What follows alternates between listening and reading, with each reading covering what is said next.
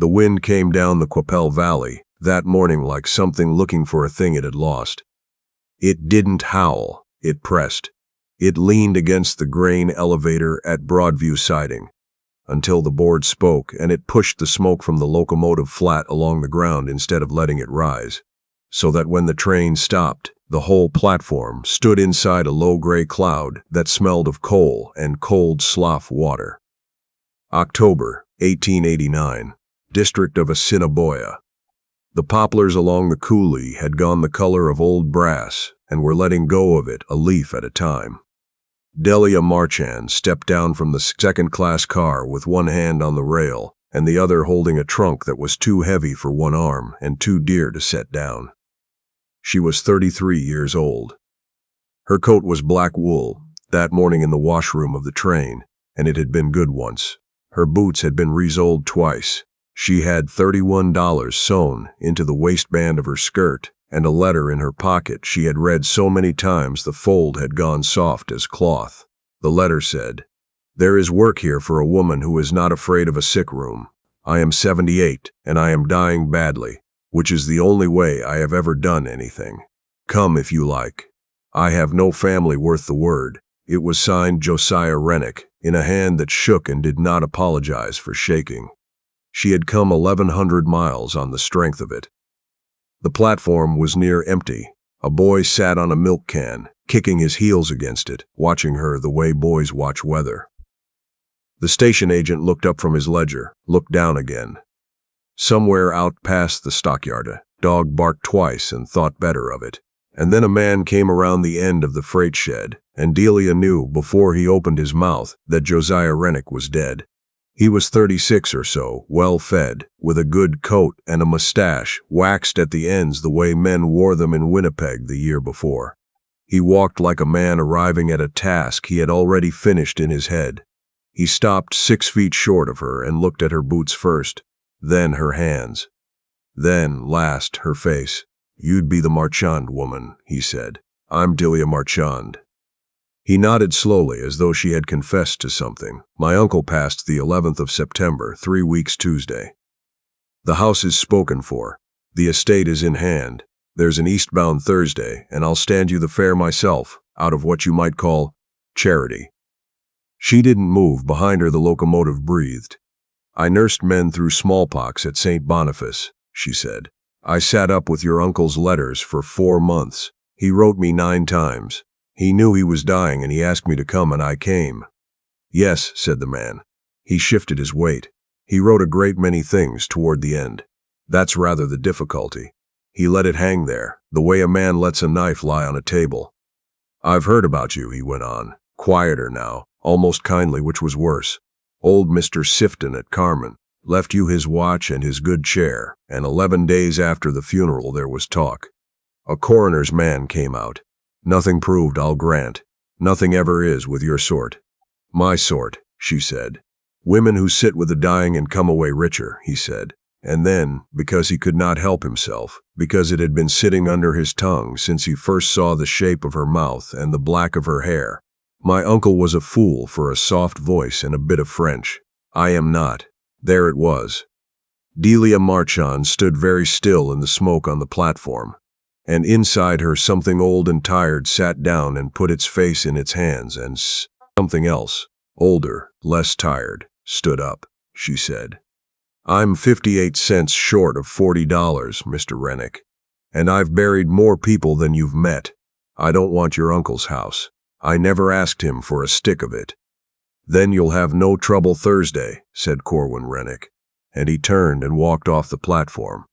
He did not ask if she had a place to sleep. He did not offer her his arm across the ice at the edge of the boards. He did not look back, and that last thing, she thought, was the only honest gesture he'd made. The train pulled out behind her. The sound of it went down the valley a long while, and then it was only wind. The station agent slid his window open. "Next eastbound's Thursday, 9:05, he said, not unkindly. "You can leave the trunk inside. Nobody'll bother it." Delia looked at the trunk. It had been her mother's. There was a crack in the leather where a Red River cart had thrown it in 1872, and a scorch on the lid from a stove in a boarding house in Emerson, and inside it, wrapped in flannel, were a set of surgical scissors, a cased pepperbox pistol she had never fired, 4 books, and a hairbrush with her mother's initials worn nearly off the silver. "I'll carry it," she said, and she did. She bent and got her hand under the strap and lifted it, and walked off that platform with her back straight and her breath sawing, and she did not stop at the end of the boards, and she did not stop at the road. She had been left before. It was not the first time, and she had not expected it to be. And there is a kind of woman the world makes when it does this to her often enough. That woman does not weep on platforms. She looks for the road. Broadview, in those days, was 2 streets that couldn't decide whether they meant it: a general store, a livery, a church with no steeple yet, and a bell sitting in the weeds beside it, waiting for money, a blacksmith's shop at the far end where the road gave up and became prairie. The town watched her come. That was all. It didn't greet her, and it didn't warn her. A woman shaking a rug on a porch stopped shaking it. 2 men outside the store went quiet in the particular way men go quiet when they have already been told a story about you. Delia set the trunk down at the corner by the harness shop because her arm had begun to shake, and she stood over it with her chin up, breathing, and she counted to 20 before she reached for it again. That was when he spoke. "You're carrying that wrong." She turned. He was standing in the wide, dark doorway of the smithy with a rasp in his hand, and his sleeves shoved past the elbow, and even in October there was steam coming off his forearms. 44, perhaps. Gray coming into a beard he kept short because of the sparks. A face that had been out in weather so long the weather had stopped bothering to comment. He was not smiling. He did not look unfriendly. "Am I?" she said. "Strap across the shoulder," said the man, "not the hand. You'll be 6 weeks getting the feeling back in those fingers, and you look to me like a woman who uses her hands for a living." "I do." He nodded once, as if that settled a question he'd been having with himself. Then he set the rasp down on the anvil, and he came out into the road, and he did not touch the trunk. He stood beside it with his hands loose.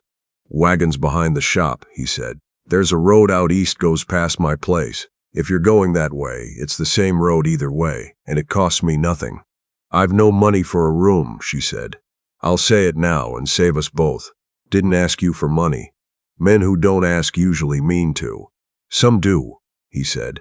He looked out at the grade where the train had gone. "Charity's got hooks in it. This isn't Charity. It's a wagon going the same direction as you are." She looked at him a moment longer than was polite. He let her.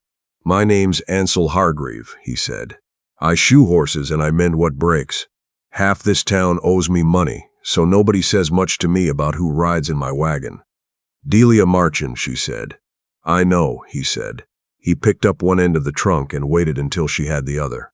"You've been in this town 19 minutes. Everybody knows. The road east went up out of the valley in a long, slow climb. And then the land opened the way it does out there, and there was nothing in the world but grass going silver in the wind, and the sky sitting down on it, and one hawk turning without effort." Delia had forgotten how much of the country was sky. She had grown up with it and gone away to a city, and now here it was again, indifferent and enormous, and she found she could breathe better in it. Neither of them talked for 4 miles. Ansel let the mare pick her pace. The mare was a big gray with a mind of her own, and she stopped once to consider a gopher hole, and Ansel let her turn in. Finally he said, without turning, "You come out here for the old man?" "I came out here because he asked me to," she said. "Nobody's asked me for anything in a long time that wasn't a debt." Ansel chewed on that. Rennick was a hard old article, he said. Kept a Bible on the shelf and a ledger under his pillow. Owed me $11 for 6 years, and every time I saw him he'd tell me the $11 was doing more good in his pocket than in mine. "Did he ever pay you?" Left a note on the counter of the store the week before he died. Said to give Hargreave $12, and to tell him the extra was interest, and to tell him he was a fool for waiting 6 years. Delia laughed. It surprised her. It came out of her sideways, cracked, unpracticed. She put a glove to her mouth. Ansel's face didn't change, but something behind it did. That's him, she said. That's the man who wrote me 9 letters. He never once told me he was afraid, and every line of it was afraid. She looked at her hands. His nephew met me at the train, she said. Told me the estate was in hand, and there's an eastbound Thursday. I know Corwin, he said things. I know what he says, said Ansel. He says it in the store, mostly, where there's a stove and a crowd. Do you believe it? The mare walked on. The wind put its hand flat against the side of the wagon. A man told me once, said Ansel Hargreave, that my wife died because I wasn't there. He was correct about the not being there. He was a liar about the rest of it.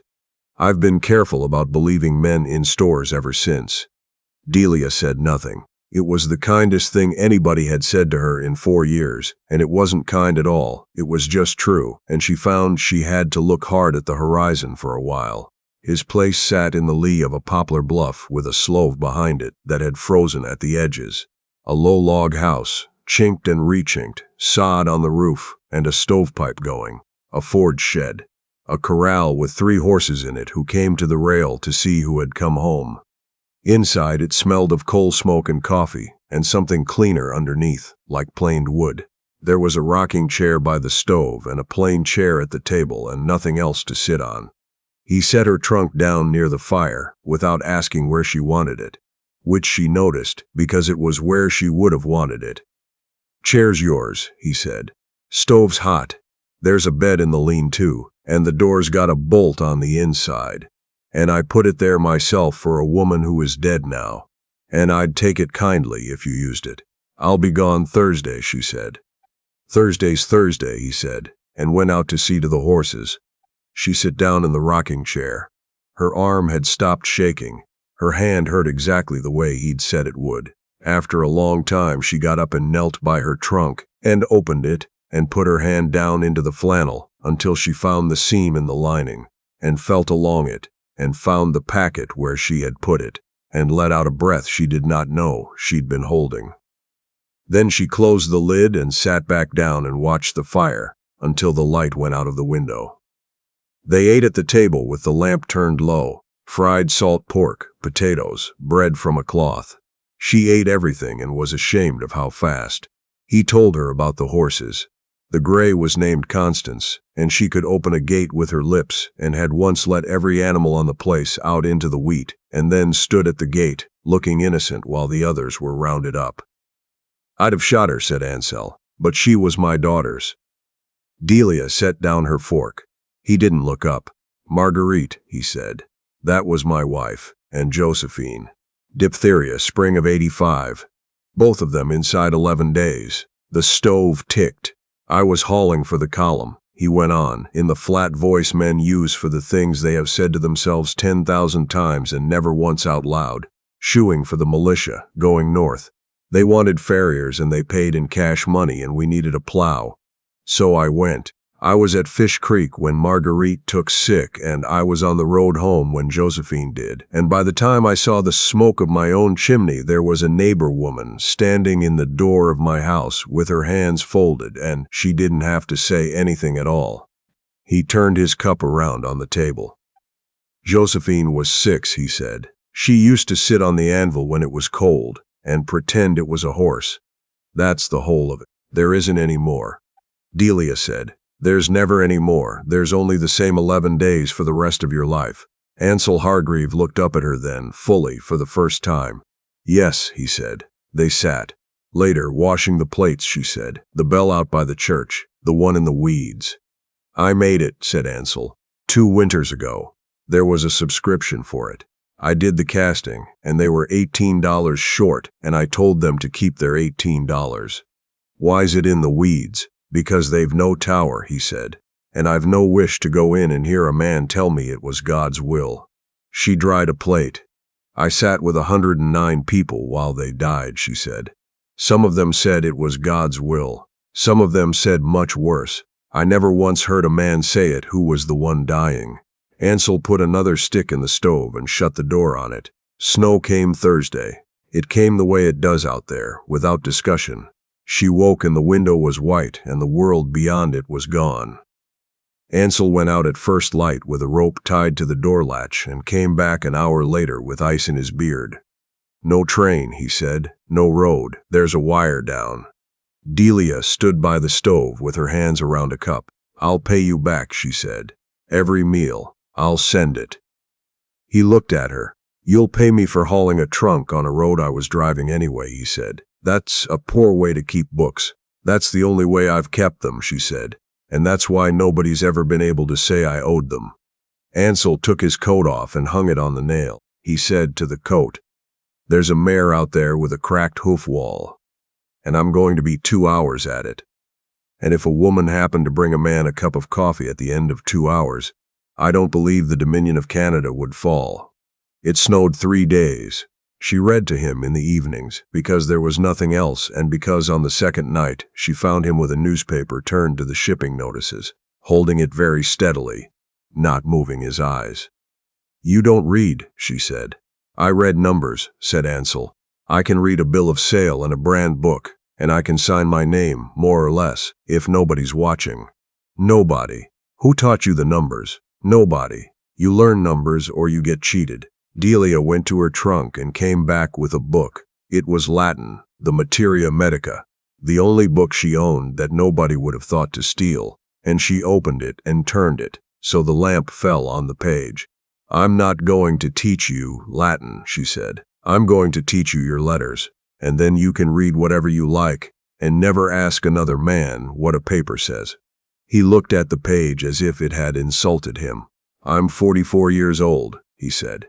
"Then you've 44 years of things you've wanted to know," she said. "Sit down." There was no slate. She raked the cold ash out of the forge into a shallow pan and smoothed it flat with the edge of a rule, and wrote in it with a nail. He copied it, and his hand, which could take a red iron out of a fire and lay it on an anvil within a hair's breadth of where he meant it, shook. "Again," she said. By the third night he had his own name in the ash. He looked at it a long while. "Rub it out," he said. "It looks foolish." "It looks like a man's name," she said. And she went to bed and left it there. And in the morning it was still there, and it was still there a week later, and he had swept the whole shop but not that corner. On the fourth day the snow stopped, and the sky came back a hard scoured blue, and Ansel dug out to the road, and on the fifth day he drove her in to Broadview because she asked him to. She had 2 errands. She did the first one at the post office, which was the corner of the general store where Emery Shand kept a wicket and a great deal of other people's business. She bought a stamp and she bought a manila envelope, and she stood at the end of the counter with her back to the stove and the 6 men around it, and she took a packet of papers out of her coat and folded it into the envelope and wrote an address on it in a clear round hand and sealed it and pushed it across. "Regina," said Emery Shand, reading it upside down because he could not help himself. "Land Titles Office." "Yes," said Delia. "Registered, is it?" "Registered," she said. "And I'll have the receipt, please, with the date on it." She put the receipt in her glove. Behind her, at the stove, one of the men said something low and the others laughed, and she heard the shape of the word, if not the word, and she turned around and looked at all 6 of them, one at a time, taking her time, until the laughing had gone out of the room like heat out of an open door. Then she said pleasantly, "Good morning, gentlemen," and she walked out. Ansel was outside holding the mare's head. He'd heard it. He said nothing about it. As they came up out of the valley, he said, "What was in the envelope?" "A dead man's handwriting," said Delia. "They came at night, of course. Men like that always do." It was the 11th of November, and the moon was up on new snow, so that the whole country was lit like the inside of a lamp. And Constance, the gray mare, screamed in the corral, and that was what woke Delia Marchand, and she was on her feet with her heart going before she was properly awake at all. She heard the outer door go, not kicked, lifted, carefully, off its latch by somebody who had watched how it hung. The lean-to had a bolt, and she'd shot it every night for a month. She did not shoot it now. She stood with her hand on it and her ear to the wood, and she made herself count. 2 men, one heavy, one light. The heavy one went to the stove side. The light one went straight to the fire, straight to her trunk. She heard the lid come up. She heard flannel torn.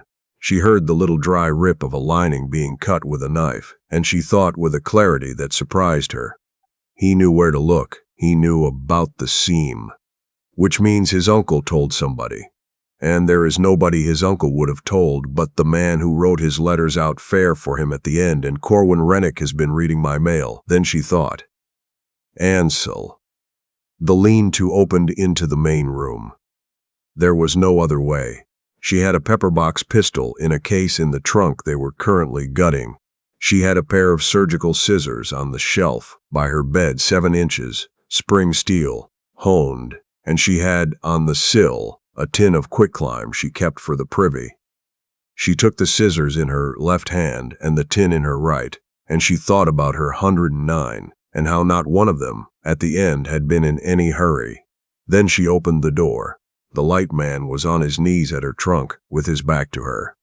The heavy one was across the room, and he had a shotgun. And he was standing over the bed by the stove, where Ansel Hargreaves slept, and Ansel was not in it. Ansel was behind the door of the forge shed, where he had gone at the sound of his daughter's horse, screaming. And he came through the outer door, now like a piece of the weather. And he took the heavy man across the back of the neck with a hoof rasp, and the shotgun went off into the roof, and the room filled with feathers and noise and the smell of burnt powder.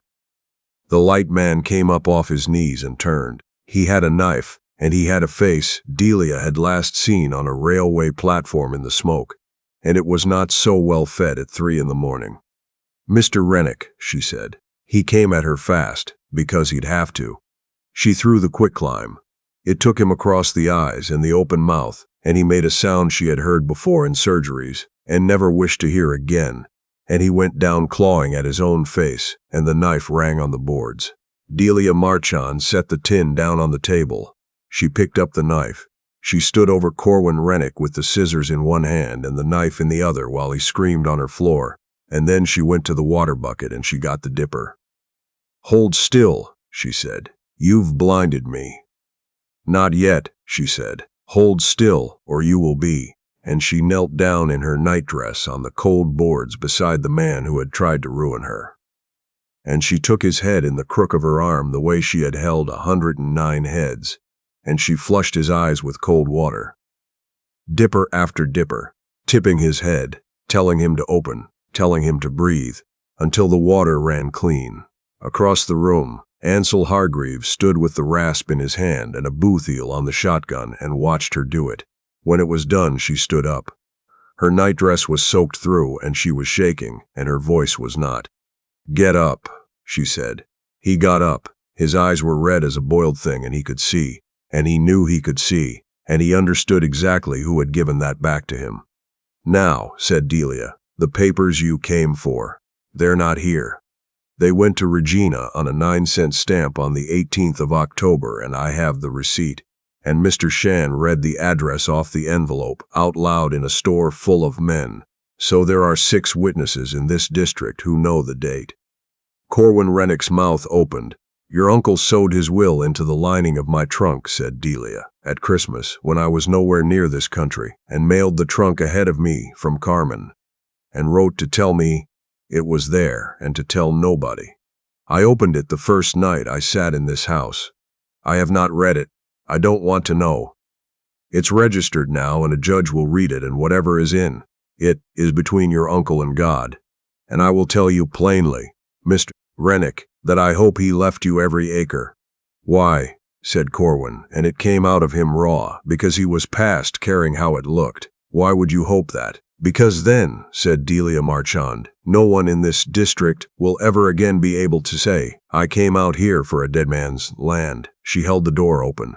"You've a fine coat," she said. "It's 4 miles to town, and it's 20 below, and there's a moon. You'll make it if you don't stop." He looked at Ansel. Ansel Hargreaves lifted the shotgun, broke it open, shook out the second shell, caught it, and put it in his pocket. "Move fast," he said. The two of them went out into the moonlight, and the door shut, and the wind took up where it had left off, and for a long moment nobody in that room said anything at all. Then Delia sat down on the floor beside the ruined trunk, among her mother's flannel and her scattered books, and she began, very quietly, to shake. Ansel got the quilt off his own bed. He put it around her shoulders. He did not touch her. He crouched down on his heels beside her, an arm's length off, the way a man crouches near a horse that's been cut in wire. "You put water in his eyes," he said. "I know." "Why?" "Because I'm a nurse," said Delia, into the quilt. "Because if I let him go blind, then every word he ever said about me becomes true, and I'd have to carry it, and I have carried enough." Ansel Hargreave looked at the door. "You could have let him." "I could have," she said. "That's the whole of it. That's the only thing I own." He nodded slowly. Then he got up and went and put a stick in the stove, and set the coffee on, and swept the feathers off the table, and at some point in the gray hour before dawn she fell asleep in the rocking chair, and when she woke there was a plate of eggs, and a chair drawn up close to the fire, and her trunk had been moved a little to make room for it. He never mentioned it. She sat in it. Corwin Rennick got to town. He made it in 3 hours with frost on his eyelashes and a story ready, and he told it at the stove in Shan's store the way he had told all his other stories. That the Marchand woman had lured him out, that there'd been an accomplice, that he'd been set upon. Emery Shan let him finish. Then Emery Shan reached under the wicket and brought out his book and set it on the counter and turned it around so it faced the room. "Registered post," he said. 18th of October. Regina. Land titles, 9 cents. And I'll thank you, Mr. Rennick, to explain to me and to these gentlemen how you come to know what was in a woman's trunk that she never opened in front of a living soul." The stove crackled. Constable Ian Purcell came out from Grenfell the following week and took depositions, and the matter of the shotgun and the broken door was disposed of quickly, because the hired man, whose name was Ivar Beck, and who had a wife in Moosomin and no wish at all to be hanged for another man's estate, told the whole of it in 11 minutes and signed it with an X. The will was read the second week of December in the back of the store, because there was no courthouse. Josiah Rennick had left his nephew the house, the ledger, and $1. He had left his quarter section, $400, and a mare to the Marchand woman, and he had written, in the shaking hand that did not apologize. "She wrote to me 9 times and never once asked me for anything, which, in my experience, is a thing so rare that I have decided to reward it. Let him consider that he wrote to me twice in 11 years and asked. Nobody laughed. It was too quiet for that. It was too quiet for that, but a few of the men looked at their hats. Corwin Rennick left on the eastbound in January. Nobody stopped him. That was the thing of it. Nobody did a single thing to him. He stood on that platform for 40 minutes, in the cold with the whole street able to see him. And Emery Shan did not come out, and the men at the livery did not come out, and when he went into the hotel for a coffee, the woman behind the counter served him, and took his money and did not speak one word, and he sat alone at a table for 6. Out there then, that was the whole sentence. There was no need for another. The foul supper was the 23rd of December, in the church that still had no tower, with the bell still sitting in the weeds under 2 feet of snow. Delia had a dress. It was not new. It was dark blue, and she had turned the collar and let out the sleeves and pressed it on the table with an iron heated on Ansel's stove, and she had pinned her hair up with her mother's comb and put a sprig of dried lavender behind her ear that had come 1,100 miles in the bottom of a trunk and smelled more of memory than of lavender. Ansel came to the door of the lean-to with his hat. In his hands, he had a collar on. It was strangling him. "You look," he said, and stopped, and thought about it, and started again. "Honestly, I've been trying the whole way through supper to think of a word, and I haven't got one." "Then don't," said Delia. "I'll be no use in there," he said. "I haven't been inside that building." "I know. They'll talk. They've been talking since October," she said. "At least this way they'll have to do it while I'm looking at them." He offered her his arm. She took it, not because she needed it, because it was time. The hall was lamplight and heat and 30 conversations, and when they came through the door all 30 of them went out like a lamp in wind. They knew her. Every one of them knew the story, and knew which version of the story had turned out to be true, and knowing a thing and forgiving yourself for having believed the other thing are two very different pieces of work. So they stared. Delia Marchand walked into the middle of that room with her chin level, and her hand on the arm of a blacksmith who had not set foot in a church in 4 years. And she said good evening to Mrs. Shand, and she said good evening to the Reeve, and she took a plate. At the trestle table by the pie, a woman said, in the carrying voice of somebody who wants to be heard, and to be able to say she wasn't, quicklime, in a man's face, and they let her sit here with the children. Delia turned around. She did not raise her voice. She had never in her life raised her voice, and she was not going to spend the habit on this.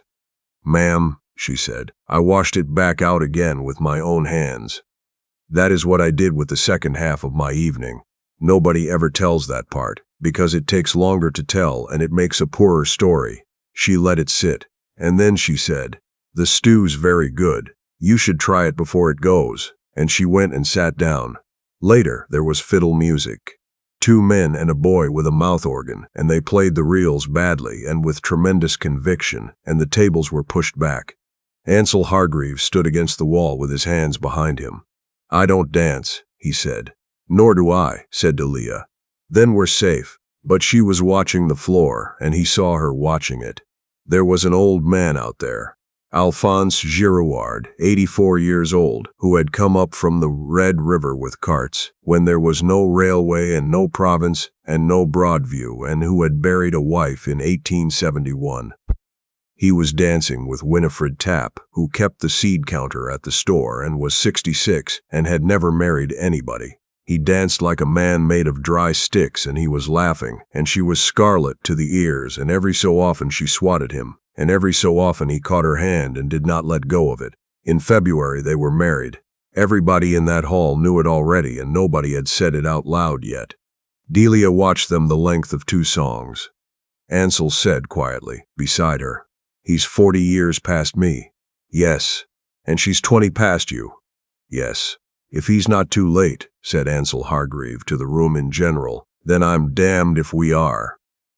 Delia Marchand turned and looked up at him. "Well," she said, "then you'd better learn a reel. He was terrible. He was genuinely, historically terrible. He put his boot down on the hem of her dress twice, and apologized to it rather than to her." And Delia laughed until she had to stop and press the back of her wrist to her mouth, and the fiddle went on, and the room, which had come to watch a scandal, found itself instead watching a great slow man of 44 counting under his breath. By the end of the second song, nobody was staring, not because they'd changed their minds about her, because she had stopped requiring them to. They were married in the smithy on the 14th of May, when the sloughs were loud with frogs, and the poplars had that green that only lasts 9 days. They could have had the church. The subscription had finally been raised, and the tower was up, and the bell, his bell, was in it. But Ansel said the church had never done him a kindness, and the forge had never done him a harm.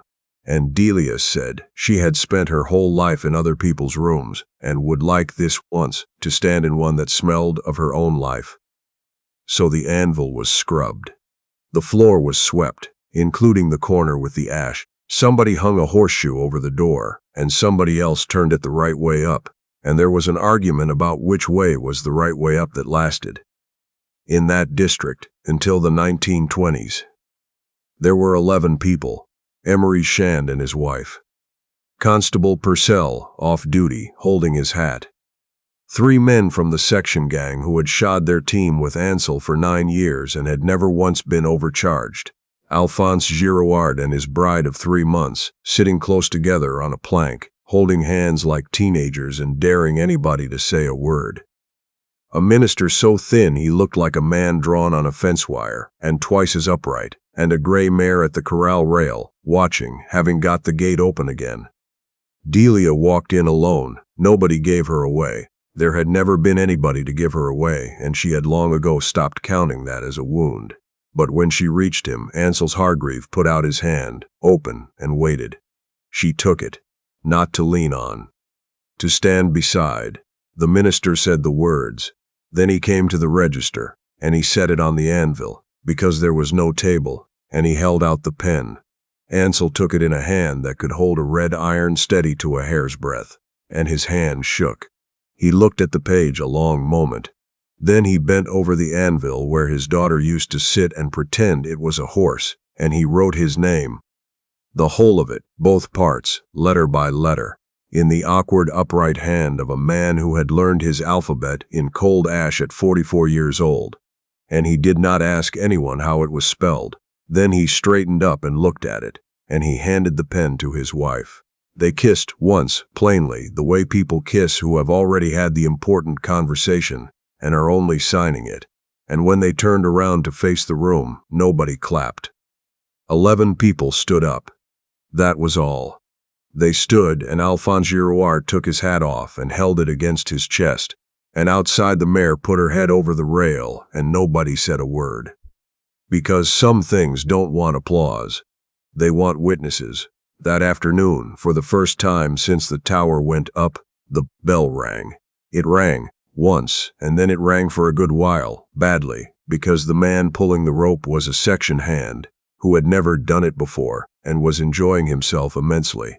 Ansel Hargreaves stood in the door of his forge with his wife under his arm and listened to the sound of a thing he had made. Coming across 4 miles of prairie, in a country that had once taken everything from him. Delia said, "You said you'd never go in there." "I said I'd never hear a man tell me it was God's will," said Ansel. "Nobody's telling me anything today." She leaned her head against his shoulder. Out on the road east, the wind came up the coulee the way it always had, looking for what it had lost. It found the poplars, and it found the wheat coming up green, and it found the two of them standing in the doorway, and it went around them and went on. She had come 1,100 miles to be turned away on a platform by a man who had already decided what she was, and she had never once, in all that time, asked anybody to let her stay. She had simply stayed. And that, in the end, was the whole difference, that there is no season in a life after which a person stops being worth the trouble of knowing, and that the ones who tell you otherwise are only ever telling you what they could not manage themselves.